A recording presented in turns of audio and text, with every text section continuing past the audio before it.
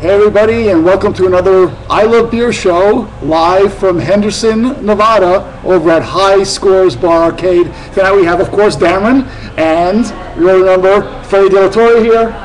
Hi. Freddie's, he's just amazing. This guy, you're never at a loss for beer when you go to High Scores. Not at all. Right? Not at all. Right. So, Freddie, how's everything going? Everything's fantastic. Let's talk about beers. Yeah, sounds great. Sounds great. What do you got today? We talked about last time when we were here. We had the Crispin, we had the honey, Right. the artisanal line that they had, which is more of a weedy. It had a lot of wheat in it. It it's really really good. I forgot about that one. Yeah. We went over some stuff that they had. Right. We found out that they had another line. It's the same line with artisanal line, but this is a maple. Now, doing some research and going through the beers, we found out that they use actual pressed apple juice on this. Oh, so it's nice. all organics, all natural. By far, probably the best product in the market. Yeah. Based on how they're making it, the process of making it. Most people put puree, or they add flavor to it. Right. This is actually all organic, all natural, real apple juice. They're just squeezing the hell out of an apple. Yes, and it's still 6.9, so you still have, nice alcohol tones in it. You can drink a little bit more. You're not going to drink one and You're getting the best of everything at that point. Right, and you're not going to be plastered. But Right. what we've noticed, and since we tried the last one, which was the honey, and we tried the maple, it has a maple finish to it. But we kind of tried it out on the clientele. We tried to see, and people were playing with it a lot. I saw somebody put whiskey, Fireball whiskey, in it. Yeah. To make it a spicy apple.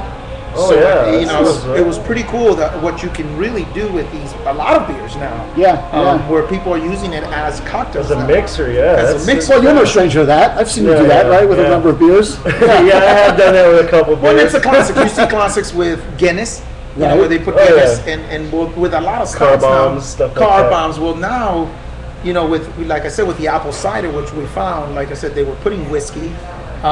They were blending an array of stouts Right.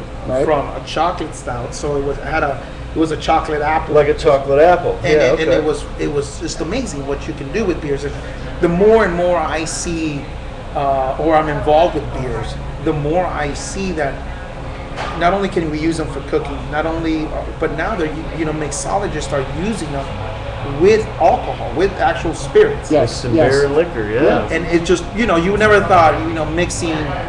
Obviously an apple cider gives itself to be able to blend, but the chocolate stout to be able to blend with something else, it's fantastic. It's just innovating, and I think that's where beer is starting to grow to. Yeah, I think you could do like a chocolate stout with Southern Comfort. You get the caramel and the chocolate. Yeah. And, So, do you see people coming into the bar and requesting this, or what? I saw it this weekend, which was cool. Like I said, somebody said you have an apple cider, and I said, yeah, I do. I have. They probably should a beer show, right? They probably should. As they should, as everybody should. And they were like, let's. They told me let's put some Fireball whiskey on there. I'm like, really? Because the beer in itself is delicious. It's really good, yeah. You really mess up the beer. And they, when they did it highlighted a different flavor to that beer. Yeah. And I think that's what's amazing. When you taste that, you're like, wow, it just brings another aspect to it. Especially the cinnamon. Right. And I brought one today. Like I said, it's the maple. And again, I find it fascinating how such a simple beer, such a simple product can become so complex and so delicious. And it's just opening doors when it comes to beers. You don't have to just have a Pilsner. You don't have to have a stout. Right. And I saw, like I said, on the weekend, actual guys going, man, it just tastes really good. Yeah, I happen to be a really big cider fan. And people are not fans of cider. Yeah. I think cider gets a good push on the holidays, and maybe it's springtime, and then that's it. I don't think it's a summertime beer. I don't think people associate that as maybe not being powerful or manly enough to drink. I mix it with my Guinness. It makes it manly enough.